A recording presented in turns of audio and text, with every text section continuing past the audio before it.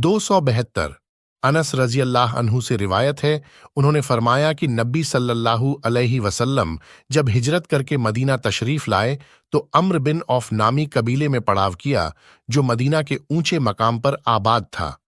नबी सल्लल्लाहु अलैहि वसल्लम ने उन लोगों में 14 रात ठहरे। फिर बनु नज्जार को आपने बुलाया तो वह तलवारें लटकाए हुए आए। अनस रजी अल्लाह अन्हु कहते हैं, गोया मैं नबी सल्लल्लाहु अलैहि वसल्लम को देख रहा हूं कि आप अपनी ऊंटनी पर सवार हैं। अबू बकर सिद्दीक रजी अल्लाह अन्हु आपके पीछे और बनु नज्जार के लोग आपके आस पास हैं। यहां तक कि आपने अबू अय्यूब अंसारी रजी अल्लाह अन्हु के घर के सामने अपना पालान डाल दिया। आप इस बात को पसंद करते थे कि जिस जगह नमाज का वक्त हो जाए वहीं पढ़ लें। यहां तक कि आप बकरियों के बाड़े में भी नमाज पढ़ लेते थे। फिर आपने मस्जिद बनाने का हुक्म दिया और बनु नज्जार के लोगों को बुलाकर फरमाया, ए बनु नज्जार, तुम अपना यह बाग हमारे हाथ बेच डालो।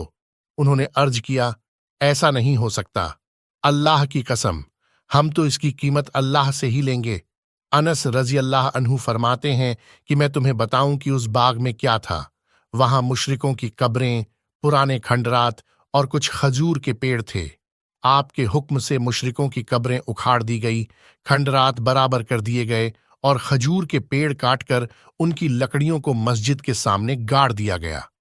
उस वक्त किबला बैतुल मुकद्दस फिलिस्तीन था और उसकी बंदिश पत्थरों से की गई। चुनांचे सहाबा किराम रजी अल्लाह अन्हु शेर पढ़ते हुए पत्थर लाने लगे।